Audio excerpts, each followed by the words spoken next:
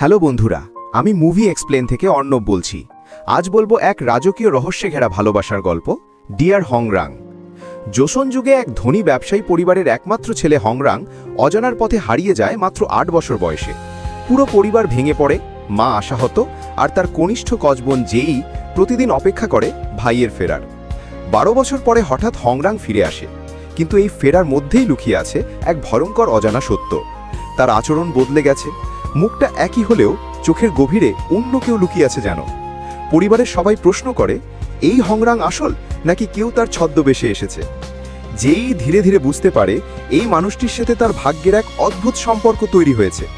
প্রেম, সন্দেহ আর অতীতের ছায়া মিশে যায় এমন এক সত্যে যা কারো বিশ্বাসের বাইরে। শেষে প্রশ্ন রয়ে যায়, হারানো ভালোবাসা ফিরলে সেটা আগের মতোই কি থাকে? এমন আরও অজানা গল্প জানতে চাইলে সাবস্ক্রাইব করে রেখো, কারণ পরের গল্পটা হতে পারে তোমার কল্পনারও বাইরে।